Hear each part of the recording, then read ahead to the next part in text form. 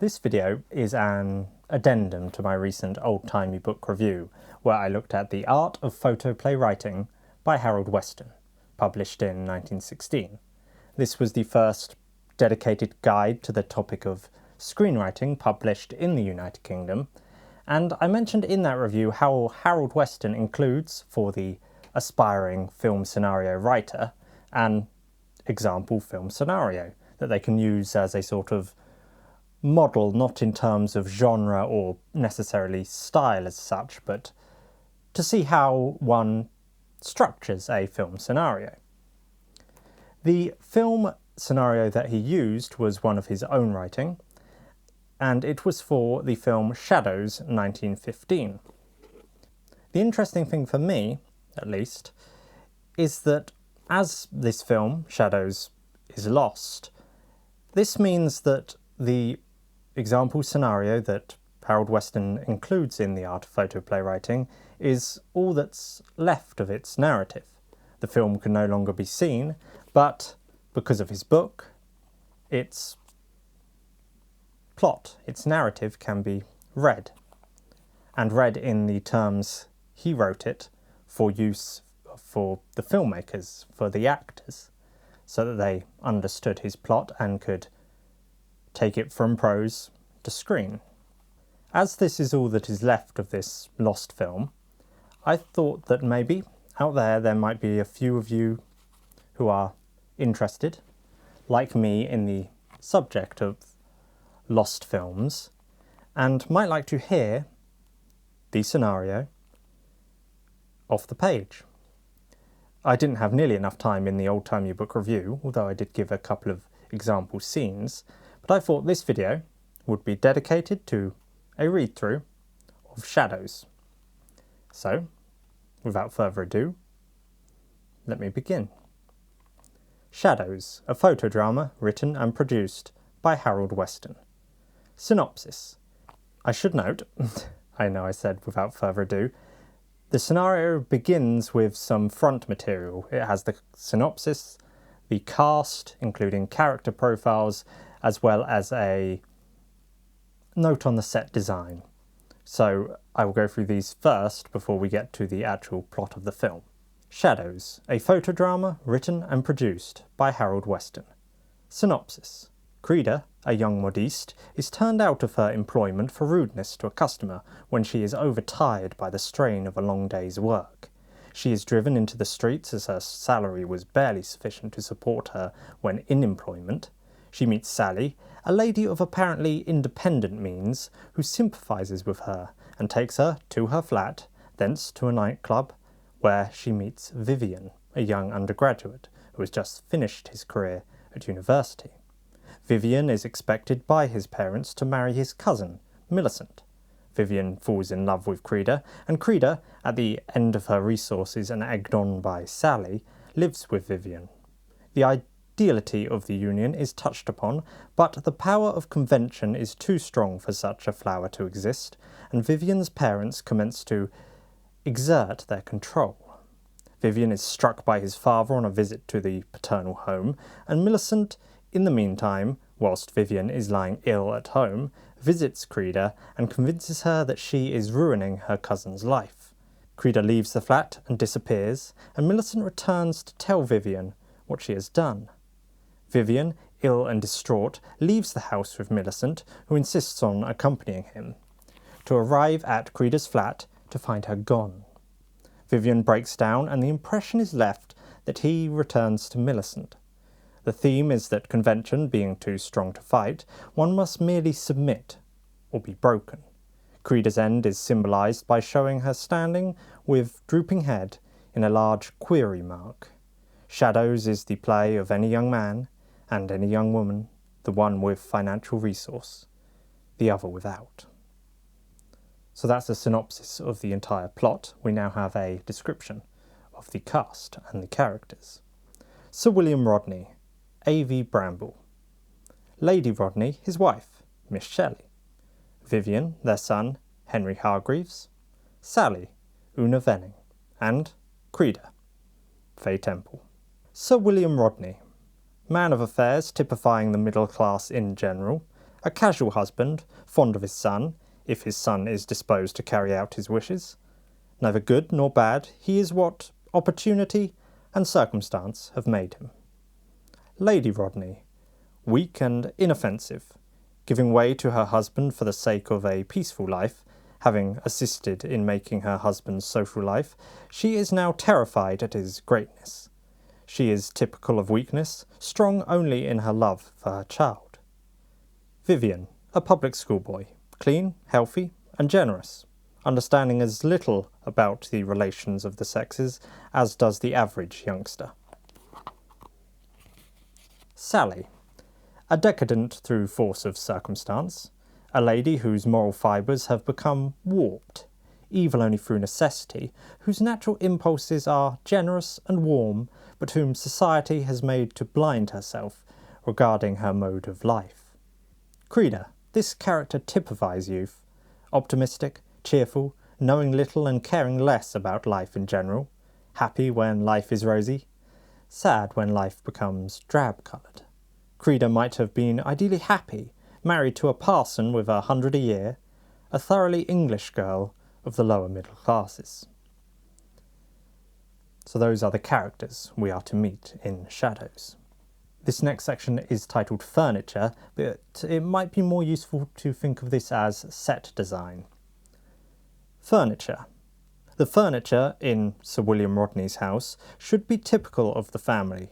An early Victorian atmosphere should reign in the main room, the furniture being for the most part treasured relics of Lady Rodney, coming to her down the ages from her forebears.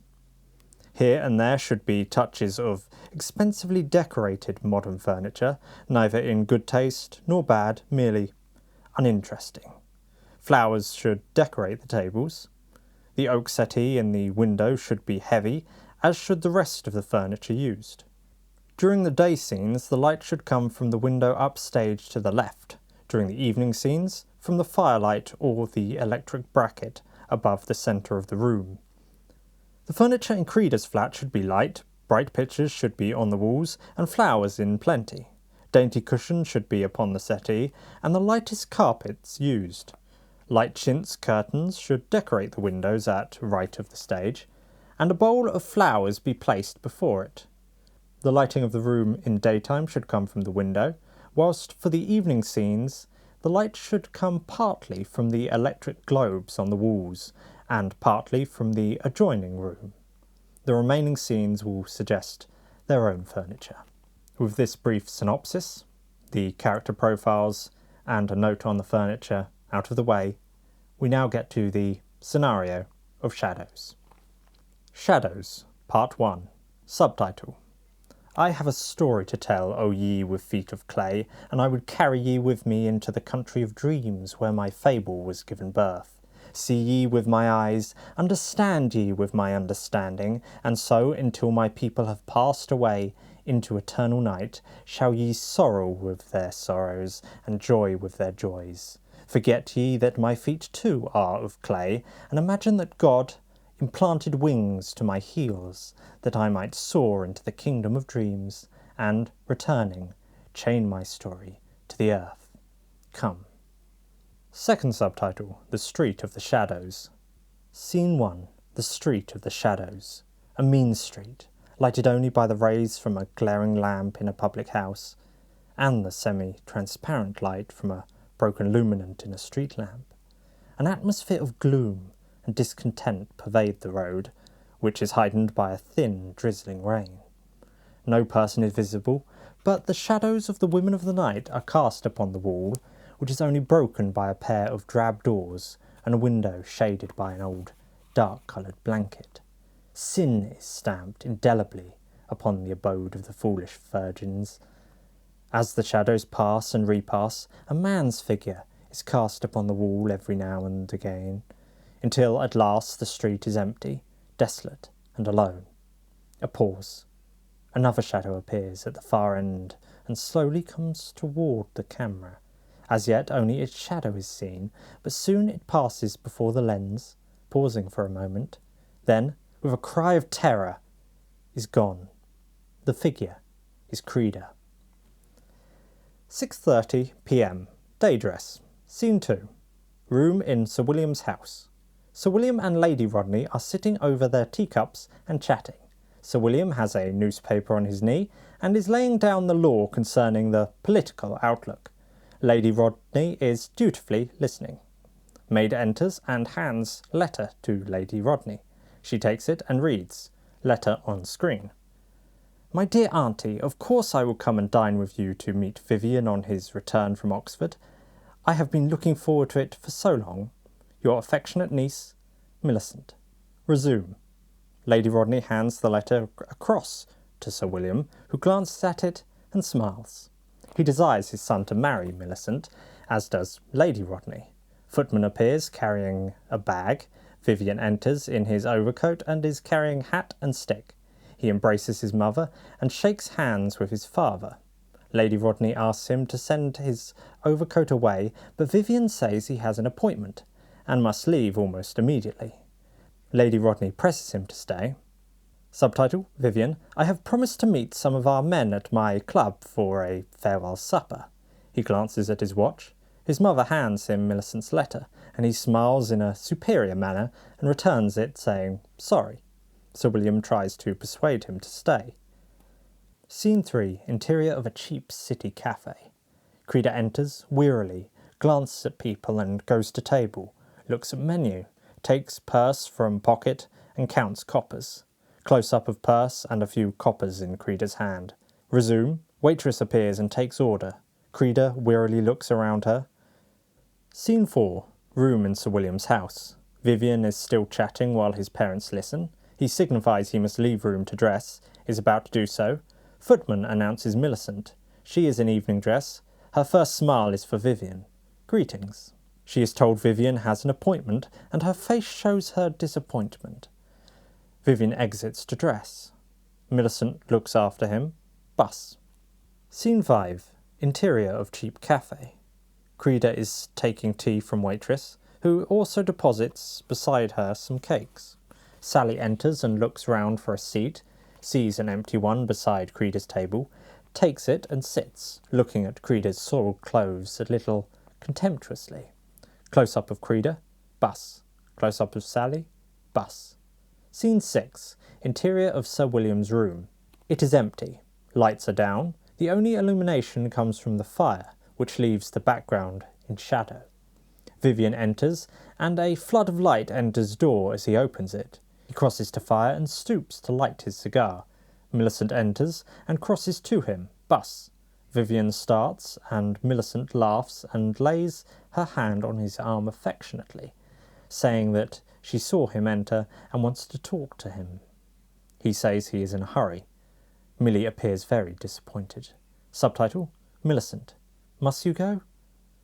Vivian assures her that he must, smiles a little patronisingly, and after a quick pat on her arm, for friendship's sake, exits. Millicent, alone, allows her face to express her sorrow. She is very deeply in love with him. Scene 7. Interior of cheap cafe. Waitress places an egg on toast before Sally and, in doing so, upsets the salt onto Creda's lap. Waitress laughs and Sally smiles, and after a moment, Creda smiles too.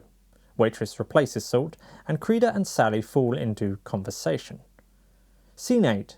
Private room in fashionable club.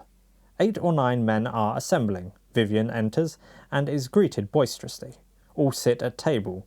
Waiters enter and dinner commences. Scene 9. Interior of cheap cafe.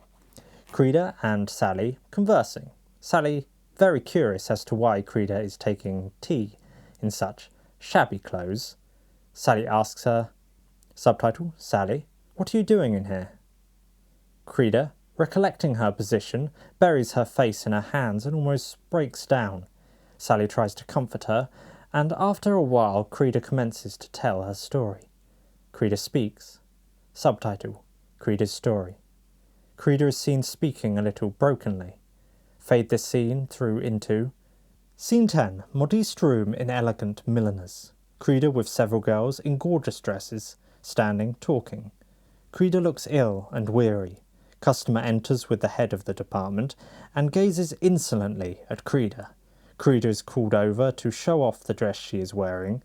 The customer catches her by the arm and turns her round, the better to see the dress. Creda resents this, and the customer speaks sharply to her. Creda walks away. Customer angrily rises and, after a few words with the head of the department, leaves the room, the head of the department apologising to her. The girls cluster round Creda, asking what has occurred. The head of the department enters with Sir William Rodney, the proprietor of the shop, and, after a short, curt explanation, Creda is discharged. Fade this scene through into Scene 11, a room in a cheap lodging-house. Creda enters and sits disconsolately upon the bed. The landlady enters and asks for her rent. Creda says she has no money, but points to a paragraph in the paper wherein a girl is wanted. Paragraph of paper on screen. Wanted. A young woman of good appearance, must have good figure for showroom. Apply Daunton and Welham, 22 Ames Street. Resume. Landlady sniffs and asks if she is going after the job. Creda nods, and landlady allows her to depart. Bus. Fade this scene through into Scene 12. Interior of office.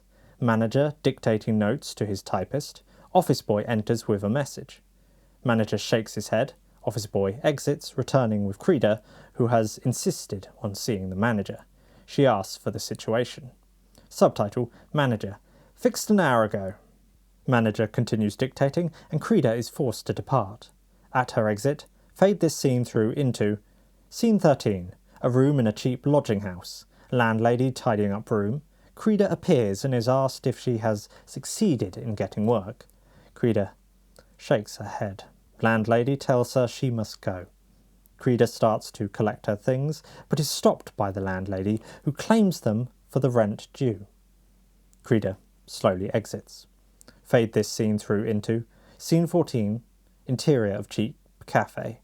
Creda ending her story, and Sally listening. There is a short pause while Sally thinks over the story she has heard. Then, subtitle, Sally. What are you going to do? Creda looks round the room in an endeavour to think out her position. Then she shakes her head. Cut sharply. Scene 15, room in club. All very merry. Waiter enters to ask them to make less noise. Siphon is squirted at him. Bus. Youngster rises to sing a song which no one desires to hear. Bus. Scene 16. Interior of cheap cafe. Sally is speaking to Creda. She leans back in her chair and says a little bitterly, subtitle, Sally, listen to my story. Sally commences to speak, and little by little the stereotype smile passes, and Sally becomes in earnest. Fade this scene through into Scene 16. Factory. Large sewing machines around the room. Girls hard at work. 4 women inspecting their work. Bus. Sally at machine at front is seen to sway. She recovers herself. 4 women comes towards her and examines the waistcoat she is at work upon. Sally commences again, swaying and faints. She is carried out. Fade this scene through into Scene 17. A ward in a hospital. Patients in beds. Nurses passing along corridor outside. Sally appears, pale and convalescent. She is dressed for the street. Nurse crosses stage. Sally bids her goodbye, as she does other patients. Sally exits. Fade this scene through into Scene 18. Interior of cheap tea rooms. Sally concludes her story. She tells Creda that she tried to get work, but found it impossible, that in the end she was forced to live by any means in her power. Sally realised that she is growing earnest and suddenly laughs. Life is like that. She draws out her purse and extracts a £5 note. She hands it to waitress, who is impressed. Then she points to Creda's bag and asks if she has any money. Creda shakes her head. Sally laughs. Then, seeing Creda is nearly in tears, she leans forward and commences to talk quickly. Scene 19. Room at club. The table is now littered with cigarettes, cigar boxes and bottles. The dinner is over. The men are smoking and drinking. Vivian calls waiter and orders more wine. One of the men suggests that they have had enough, whilst the other says, Subtitle, guest, let's go on to a nightclub. The idea is taken up at once, and the young men troop from the room. Scene 20, interior of cheap tea rooms. Sally is still speaking. Creda, with the light of terror in her eyes, is listening. She lowers her head, reading what lies before her. Sally is suggesting a way out. Creda shakes her head. I can't. Sally lies back in her chair and asks her what she is going to do. People pass in and out. Creda brokenly tells Sally to go. Sally rises, touches her arm. Subtitle, Sally, come with me. You have failed. I'll help you to succeed. Creda brokenly rises and exits with Sally. Scene 21. Interior of Sally's rooms. Gaudily decorated bed-sitting room in the worst possible taste. Landlady is looking through the drawers and searching the mattress for odd money. Creda and Sally enter. Landlady sent out. Bus. Sally takes Creda by the shoulders and gazes at her. Then she nods, saying, you'll do, and goes to her wardrobe, taking out an evening dress, which she places against Creda's dress, looking at the effect. She tosses the evening dress on the bed and starts undoing Creda's frock. Scene 22. Exterior of nightclub. 3 taxis drive up and Vivian's party exit into nightclub. Bus with porter. Scene 23. Sally's rooms. Sally is in evening dress and Creda is now dressed in the evening frock. Sally stands a little way off, regarding her thoughtfully. She goes to her table and returns with rouge and hare's foot and applies it to Creda's cheeks. Then, catching her by the arm, she tosses a cloak over her shoulder and they leave the room. Scene 24. Interior of nightclub. Dancing music. Men and women seated at tables. Waiters with beverages. Enter Creda and Sally. They cross to table and sit. Sally calls waiter for drink. Creda shudders. Sally sees a man she knows and goes over and talks to him. Creda alone. Vivian and boys from club burst in, laughter and noise. They rot with girls, bringing them up to table by Creda, and Vivian alone sits opposite Creda. His head is a little dizzy from the alcohol he has taken. The girls and young men run up stage to see dancing taking place in the far room. Creda opposite. Vivian glances up and close-up Creda glancing at Vivian. Close-up Vivian glancing at Creda. Resume. Vivian is very struck by Creda's beauty. He leans a little forward to watch her the better. Creda's eyes again fall on Vivian. Bus. Work scene to point, then fade out. End of part 1. So that is how part 1 of the film Shadows ended, and so far we have got Creda experiencing hard times, meeting Sally, who seems, as Harold Weston states, to live by independent means, but I suspect that's somewhat said as an innuendo for other things.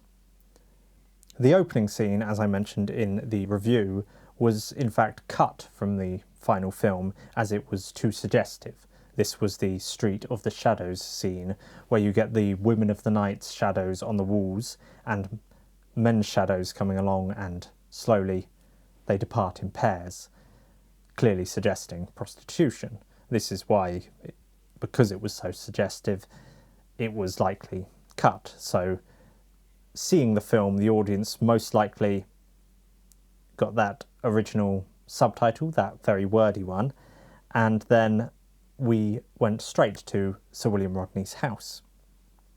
What we have at the end here of part 1 then is Creda and Vivian at last meeting. They seem to have fallen in love almost immediately. Let's move on to part 2. There's a bit of a time jump. Part 2. Subtitle, Creda's flat, a month later. Scene 25. Creda's flat. Creda and Vivian putting finishing touches to furniture. A packing box is on the floor, from which Creda and Vivian are taking out ornaments and arranging them on the mantel. The maid lays the table. Love and laughter. Scene 26. Sir William's house. Millicent and Lady Rodney talking together concerning Vivian. Subtitle, it has always been my wish for you and Vivian to marry. Millicent, a little sad. Lady Rodney smiles and caresses her. Scene at 27. Creda's flat. Several friends of Vivian's arrive, young men who have just left the varsity. Anthony Reel, a middle-aged man of the world, is with them. He is Vivian's mental godfather. They are greeted by Vivian and Creda. Scene 28. Sir William's house. Millicent kisses Lady Rodney and bids her good night. Feminine touches to lighten scene. Scene 29. Creda's flat. Supper has been laid and all are seated, save a young man who is at the piano playing a sentimental air. Anthony, who is seated beside Creda, is watching her intently. He leans forward as she smiles at a sally of wit from the other end of the table and, close up, Creda and Anthony bus. Subtitle: Anthony: Don't build too much on appearances, little lady. The daylight fades into the night, you know. Creda glances petulantly at Tony, then looks away and speaks to others. Long view. Creda rises and runs round to Vivian. Bus. Scene 30. Sir William's house. Lady Rodney by fire. Lighting of effect. Sir William enters with evening paper and glances at his wife.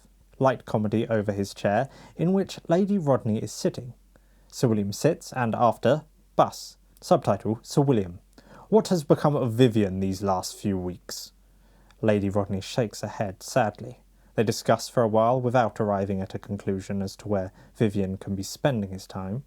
Scene 31. Creda's flat. The party are now breaking up. Vivian stays for a goodnight kiss, then exits. Creda happily showing him out. Close-up of Creda smiling farewell. Fade out. Scene 32. Fade in. Sir William's house. Sir William and Lady Rodney are alone in room. She is writing. He is before fire reading the evening paper. Vivian enters. Silence. They both look up at him. Sir William motions to his wife to leave him alone with Vivian. Lady Rodney exits after caressing her son. Sir William motions to chair beside him, and Vivian sits a little self-consciously. Sir William commences to speak. Subtitle: Don't neglect Millicent, Vivian. She's very fond of you, and she's an heiress. Vivian awkwardly agrees with his father. The two meet each other's eyes, and after a moment Vivian exits, after bidding his father good night. Subtitle: Later. Scene 33. Creda's flat. Fade in through circular mask. Creda by fire. She is lying on the hearth with the red glow of the firelight on her face. She shows that love has come to her, and she is a little afraid. Fade out. Subtitle: The following evening. Scene 34. Millicent's boudoir. Millicent arranging flowers. The phone rings. She crosses to it and takes off receiver. Scene 35. Sir William's house. Lady Rodney at phone. She is speaking into it. Subtitle: We are going to a music hall tonight. Won't you come? Lady Rodney continues speaking into phone. Scene 36. Millicent's boudoir. Millicent, still at phone, nods and says she will be delighted to go. Replaces receiver. Scene 37. Creda's flat. Creda playing piano. Maid announces Sally, who enters and glances around a little enviously, then kisses Creda affectionately. Bus. Vivian enters and greets Sally a little distantly. They chat. Creda and Vivian are in evening dress. They rise after Vivian has glanced at his watch, and Sally, realising that they are going out, exits. Vivian and Creda, deeply in love with each other, exit after kiss. Scene 38. Lobby of music hall. Stream of people entering. Sir William enters with Millicent and Lady Rodney. They pass through into theatre. Scene 39. Interior of music hall. People entering. Audience in seats and standing around. Programme girls in attendance. Leader of the orchestra enters and waves his baton. Selection. Sir William and party enter and take seats in stools. Curtain rises and a turn appears. Enter into box, Creda and Vivian. Close-up, Creda and Vivian entering box and sitting, bus. Close-up, Sir William, Lady Rodney and Millicent. They are watching turn on stage. Millicent suddenly glances in direction of box and starts forward. She levels her opera glasses at box. Close-up, through binocular mask, of Creda and Vivian watching the stage. Close up, Sir William, Lady Rodney and Millicent. Millicent lowers her glasses with a glance at Sir William, who has also seen Vivian. Close up, box. Creda touches Vivian's arm and asks who the people are who are staring at her from the stalls. Bus. Vivian glances casually over and starts, then he draws further into the box. Scene 40. Interior of music hall. From angle of box, behind Creda and Vivian, showing stalls and stage. The curtain descends and Vivian touches Creda's arm and suggests that they leave the theatre. Creda and Vivian hurries out of the box. Sir William rises in stalls and also leaves the hall. Scene 41. Lobby of music hall. Creda and Vivian appear and are about to exit when Sir William appears and catches Vivian's arm. Creda moves a little distance away. Subtitle. Sir William. Who is that girl? Vivian discharges his arm and, turning away without a word, leaves the lobby with Creda. Scene 42. Creda's flat. Vivian and Creda enter silently. Vivian drops dejectedly into chair. Creda kneels beside him and, caressing him, asks what will be the outcome of the meeting with his father. Vivian is silent. Creda questions him further. Subtitle. Creda. Who was the girl, Vivian? She seemed to be very fond of you. Vivian explains in a half-hearted manner, and Creda grows afraid. She nestles nearer to Vivian. Subtitle. You'll never leave me, Vivian, will you? Vivian assures her, then rises and stands, thinking, and slowly puts on his coat and hat. For the first time there is a rift in the lute of their happiness. He kisses her and exits. Creda, alone, falls into chair he has left and kisses the rose which fell from his coat. Scene 43. Sir William's house. Sir William, seated before the fire writing, glances at the clock. His face is set. Vivian enters. Sir William rises angrily and faces his son. Sir William. You young scoundrel, you've disgraced us. Vivian replies, and there is a short sally of angry words. Then Vivian turns away and is about to exit, but is called back by his father. A volley of abuse follows, and a scene is worked up. Subtitle. Vivian. If she had money, you would want me to marry her, but because she is penniless, I'm sick of your middle-class dogmas. Lady Rodney enters and tries to pacify the father and son. Scene follows, during which Vivian, to gain his mother's affection for Creda, draws a photograph of Creda from his pocket and shows it to her, saying, "See for yourself and judge her then." Fade out. Fade in. Photograph of Creda. Fade out. Fade in. Scene as before. Lady Rodney turns away from the photograph and pleads with her son, while Sir William snatches the photograph from his son's hand and, taking up a photograph of Millicent which stands on a table nearby, holds it out. Fade out. Fade in. Photograph of Millicent. Fade out. Fade in. Scene as before. Sir William angrily demands which one Vivian will choose. Vivian replies. Subtitle. Vivian. I choose the girl whom I have proved. Sir William, after a short scene, orders his son out of the house. Vivian slowly exits. Scene 44. Creda's flat. Creda, still sobbing, rises and dries her eyes. A sleeping maid appears. Creda tells her she may go to bed. Creda is about to retire when Vivian bursts in and tells her what has occurred. Vivian sits, after bus, to write letter to his father, while Creda counts the money in her purse. Fade out. Subtitle.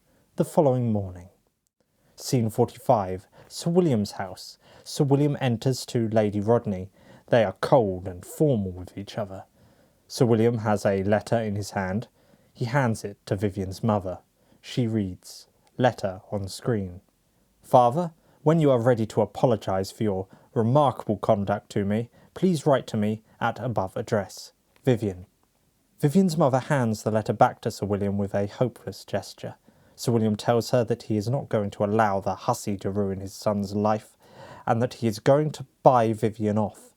He exits, fuming. Scene 46. Creda's flat. Creda and Vivian at breakfast. Vivian exits to change from his dressing gown. Maid enters with a card, followed by Sir William. Bus. He goes hurriedly to Creda. Subtitle: Sir William. Where's my son? Creda recognises in Sir William the man who discharged her for rudeness to a customer when she was a mannequin in the modiste's room. Sir William, after a pause, also recognises her. Fade through to modiste's room, scene of Sir William discharging Creda repeated. Fade through to scene as before. Sir William commences to speak while Creda watches with a cynical smile.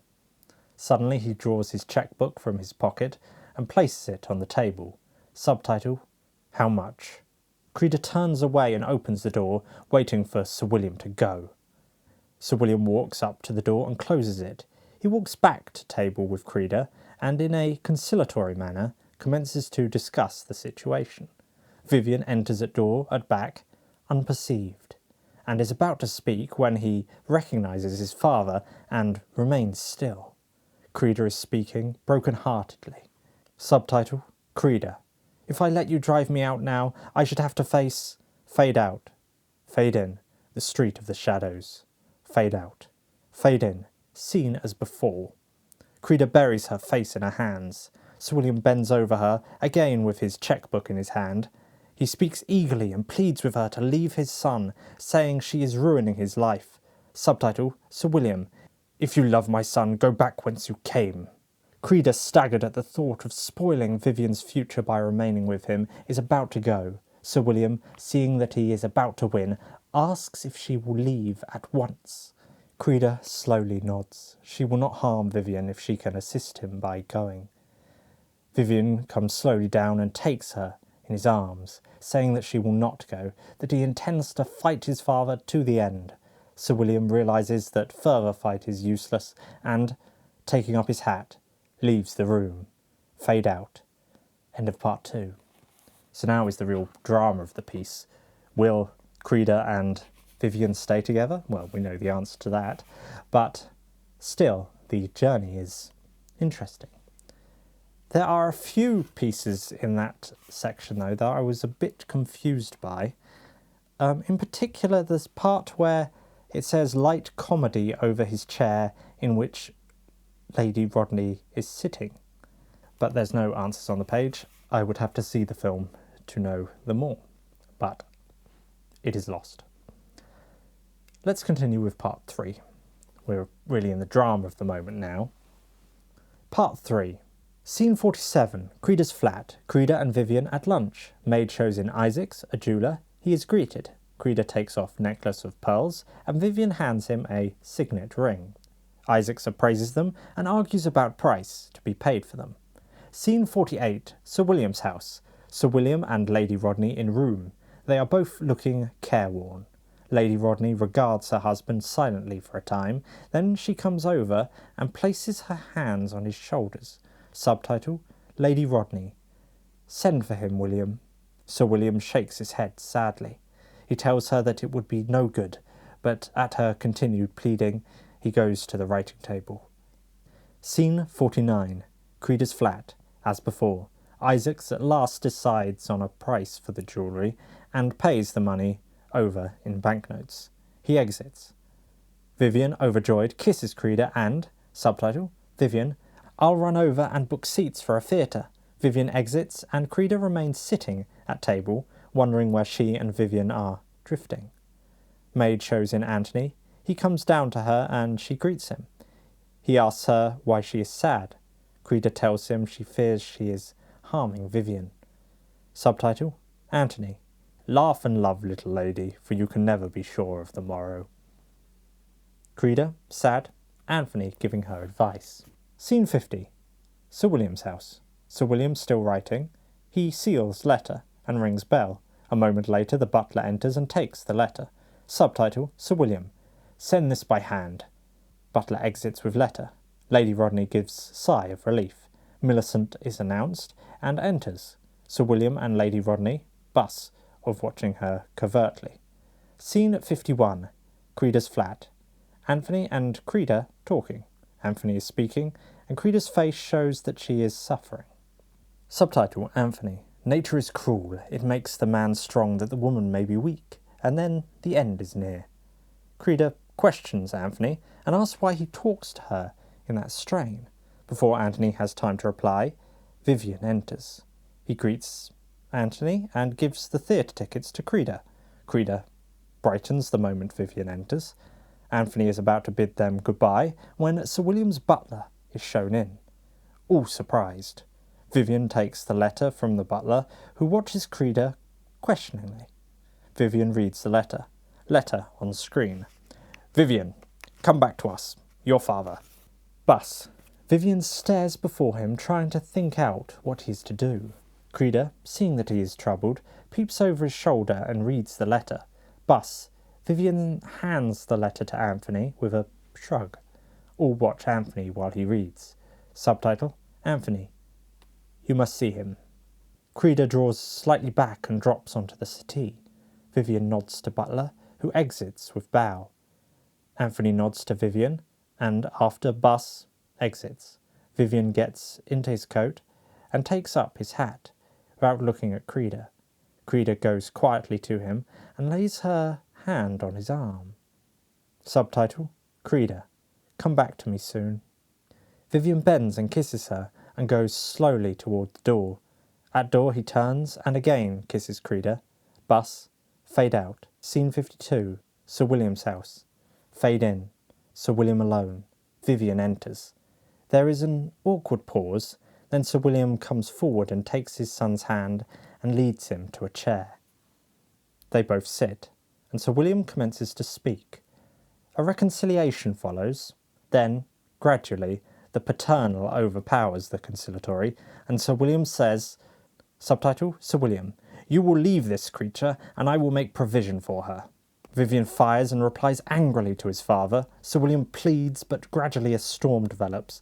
Vivian definitely refuses to give up Creda. Subtitle. Sir William. Then go to the devil, you and your wanton together. Enraged, Vivian makes a dash for his father. Sir William strikes, and the blow falls on the point of Vivian's chin. He drops to the floor, striking the table with his head. Cut sharply. Scene 53. Creda's flat. Creda standing by table, slowly breaking the petals from a rose. Scene 54. Sir William's house. Vivian lying on floor. Sir William is bending over him. Lady Rodney, awakened by the noise of the fall, enters hurriedly and comes down to Vivian. Sir William and Lady Rodney meet each other's eyes over Vivian's prostrate body. Fade out. Subtitle. 3 days later. Scene 55. Vivian's bedroom. Vivian is lying in bed with his head bandaged. Lady Rodney is seated beside him, reading to him. Nurse shows in Millicent, who carries flowers and, after greeting Vivian, arranges them in vases. Lady Rodney quietly leaves the room after a meaning glance at Millicent and the nurse. Nurse is at far end of room, mixing a draught. Vivian leans across the bed and speaks hurriedly to Millicent. Subtitle. Vivian. Will you have a letter sent for me secretly? Millicent nods, though her mouth tightens. Vivian asks for pen and ink, etc. Millicent brings them to him. Vivian commences to write. Scene 56. Creda's flat. Creda is sitting by window. Close-up of Creda looking out into the road and waiting for news of Vivian. Long view. Maid enters with Sally and a young sporting man in check tweeds. Creda rises gladly and greets them. Sally announces the man as, subtitle, Sally, Mr. Crissus from Brixton. They sit and chat. Sporting man, for his own information, assesses the room and approves. Creda tells Sally that she has not heard from Vivian for some days. Sally arrives at the conclusion that Vivian has deserted her and, subtitle, Sally, if things go wrong with you, Creda, come back to me. Scene 57. Vivian's bedroom. Vivian is sitting in bed writing his letter.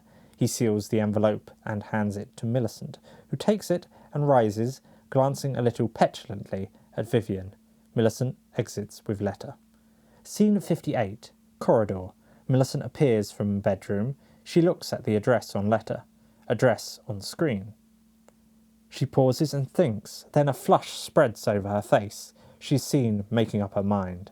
Subtitle: Millicent decides to deliver the letter personally. Millicent exits. Scene 59. Sir William's house. Millicent enters the dining room and bids Lady Rodney goodbye. She takes up her gloves and satchel and exits. Scene 60. Creeda's flat. Creeda talking to Sally and Cressus. Maid enters with Millicent's card. Creeda, perplexed, bus. Millicent is shown in. She glances disapprovingly at the inmates, and then her eyes become focused on Creeda. Sally, scenting trouble, removes Croesus, who desires to stay and see things through. They exit. Millicent hands Creeda the letter. Creeda opens it and reads. Letter on screen. My dearest, I have been ill, but in a very short while I shall be well and free to return to you. Take care of your dear self. All my love, Vivian. Creeda looks up from the letter with a smile. All her fears are at rest. She sees a look of cold rancour in Millicent's eyes and suddenly commences to feel afraid. Who are you? She asks. Subtitle: Millicent. I am his cousin. Creeda looks at her curiously, with dawning recognition in her eyes. Fade through. Musical scene where Millicent was watching Creeda through opera glasses. Fade through. Scene as before. Creeda and Millicent watching each other. Creeda grows afraid and... Subtitle: Creeda. Don't take him away from me. Millicent does not move, but continues to regard Creeda. She commences to speak slowly. Subtitle: Between us is the eternal fight for supremacy, the fight for the well-being of the future generation. Creeda starts and speaks impassionately, saying that Vivian needs her, and that if Millicent marries him, she could never have his love, etc. She ends up by saying, subtitle, Creeda, I'll not give him up. Millicent again speaks, telling Creeda that, as she is fighting, so she, Millicent, will fight, that she is waging war against spinsterhood. Fade through. Scene in which Millicent appears as an old woman with a no wedding ring on her left hand. Close up, Millicent's hand, the third finger prominent. Fade through. Scene as before, Millicent speaking bitterly. Creeda breaks in with her story and what she will have to face if Millicent robs her of the man she loves. Creeda seen speaking. Fade through. Scene of the street of the shadows. Fade through. Scene as before, Creeda finishes speaking and the two women stand regarding each other. Scene 61. Vivian's bedroom. Vivian in bed smiling at his mother, who is petting him. Sir William enters. It is his first meeting with his son after the blow of several nights before.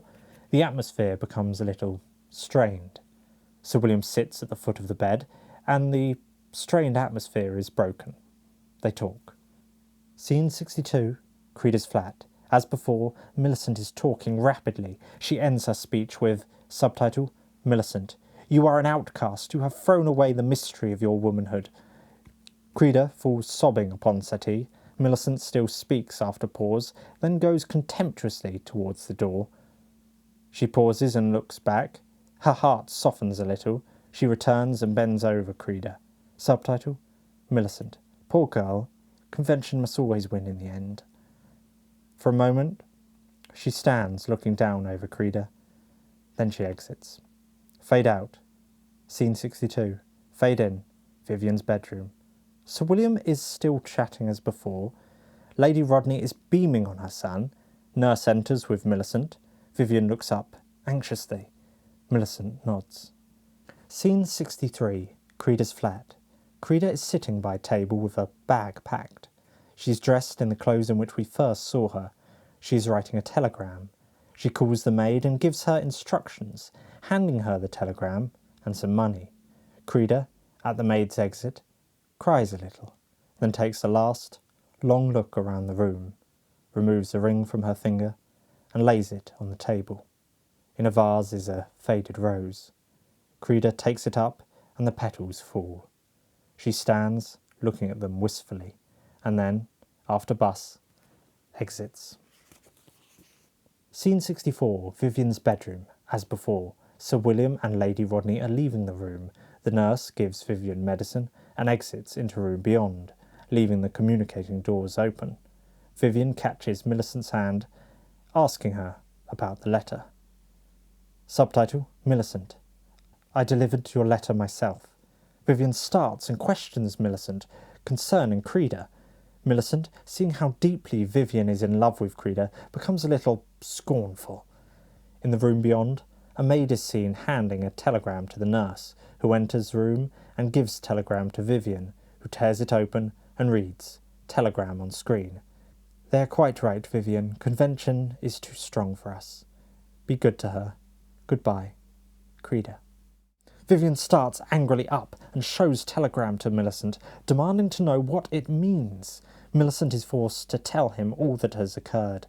Vivian orders her from the room with a gesture and leaps from the bed. He commences dressing. Scene 65. Sally's rooms at Brixton. Sally is reading a yellow-packed novel and Croesus is picking out winners and drinking beer. The landlady opens door and Creda enters. Sally glances at her a moment in surprise, then folds her in her arms. Croesus is ordered from room and Creda commences to tell Sally all that has happened. Fade out. Scene 66. Vivian's bedroom. Vivian is nearly dressed. The nurse enters and is horrified at seeing Vivian about to leave the room. She calls Millicent, who is in the corridor, and they try, without avail, to induce Vivian to return to bed. Vivian, dazed from his illness, runs from the room.